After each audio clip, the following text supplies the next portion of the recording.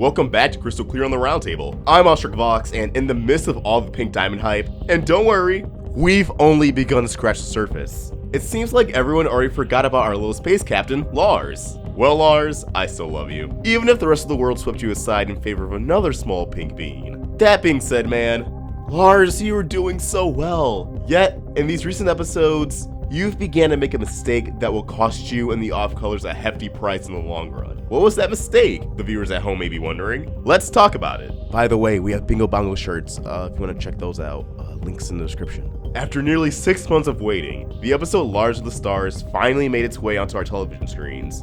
And while it wasn't nearly as exciting as its accompanying episode Jungle Moon, it still contained a lot of information, lore, and character development for us to digest, especially when it comes to Lars. This episode introduced a new side to Lars, while also addressing concerns fans had towards said side. Captain Lars, or Lars of the Stars, is the persona Lars has adopted while on the run from Homeworld, donning clothes he stole from Homeworld elites. And while this may seem like a huge inconsistency from what we know about gems, that their clothes are molded onto their bodies and they don't wear physical clothing, keep in mind, we've previously seen Jasper wear a cape, and Yellowdown herself is constantly going through wardrobe changes. It appears that while gems do form clothes, they're able to put on actual accessories, likely to signify a higher status. But I digress, back to Lars. Under the Lars of the Stars facade, Lars comes across as a lot more confident, calm, wisecracking, and snarky. And considering the abundance of space-related things we see in his house in previous episodes, it wouldn't surprise me if Lars is drawing influence from a character on a Star Wars, Star Trek-esque show, or a movie that he's a huge fan of. I remember when the Lars of the Stars clip first hit, there was an audience of people vocal that Lars' transformation was way too abrupt, that he shouldn't be this evolved already. Luckily, the Crewniverse didn't let us down, as when Steven updates Lars on Sadie's current status of life, how happy she's becoming, he throws a complete tantrum, saying she's doing this to get back at him. That should be him hanging out with the cool kids. He totally regresses. And that's why we know Lars of the Stars, at least to an extent, is the persona rather than the actual person. That's not to say Lars hasn't gained any actual confidence or self-worth. And I'm sure being able to avoid a bulk of Homeworld's mechanisms due to being organic also gives him a boost. At the very least, it's made him a tad cocky. But at his core, he still has a lot to work on. There's still insecurities and doubt within him that need to be absolved. And what do you know? Those insecurities and doubt are tied back to Earth. Let's backtrack to the cockiness though. While being cool and confident may ease some anxiety his crew possesses, especially Rhodonite, Lars being cocky has already descended into dangerous territory. Namely when he forced Rhodonite to lower the Sun Incinerator shields against the Destiny Destroyer. Even if he had a hunch Emerald wasn't going to destroy the ship, it was only that.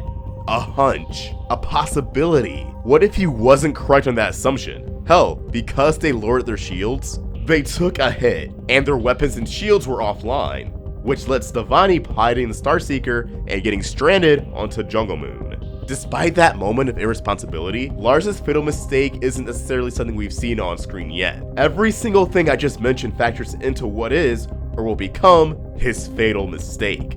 Lars' mistake is the sole fact he's heading home. If you recall, after the opening sequence, Lars remarks, "And now after a few stolen ships and a couple of space crimes later, we're finally on a course towards Earth." Now you may be thinking, what's so bad about that? He's coming home. That was literally the goal he set with the off-colors. But there was a very integral line towards the climax of the episode that I have a strong feeling set a plot point for future episodes. When Emerald reestablishes a link with the Sun Incinerator, after laying out Heinous' lab, she states, "Did you really think I wasn't going to be able to track my own ship?" The Sun Incinerator's specialized Nova Thrusters give off an energy signature I could recognize from the other side of the galaxy. Unless Lars and Fluorite have a plan, that's bad. Real bad. Emerald is tracking the Sun Incinerator.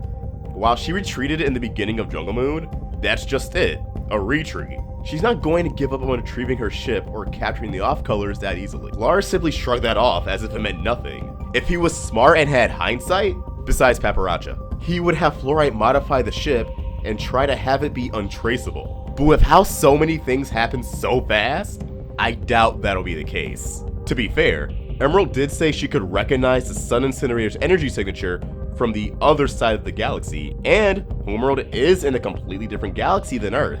But that could just be her throwing out an example. With Homeworld's technology, especially Era 2, I bet she could locate the ship from any given point of any given galaxy, even if it takes a little while longer. Lars will make it back to Earth, but he'll completely neglect the fact Emerald has it out for him still. I can even hear him in my head saying, "It's fine, we're back on Earth now. Emerald has no reason to even look here. Besides, even if she does, we have my crew and the other gems here to help us out.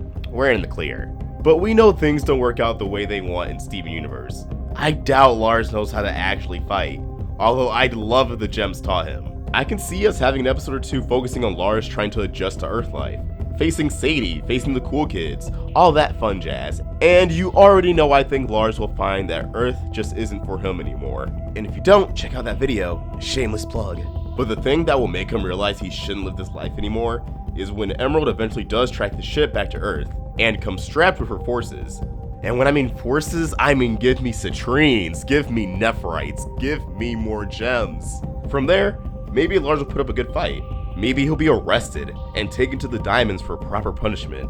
A trial, giving Steven a reason to go back to Homeworld. And a trial with the diamonds means resolving the pink diamond murder mystery with any new information that arises. But endangering Sadie once more, and the off-colors after they just got used to being free, I don't see Lars going, "Yeah, I can stay on Earth" after this. Either way, they planted the seeds for a future plot point, a possible season finale, and I believe this is it. What do you guys think?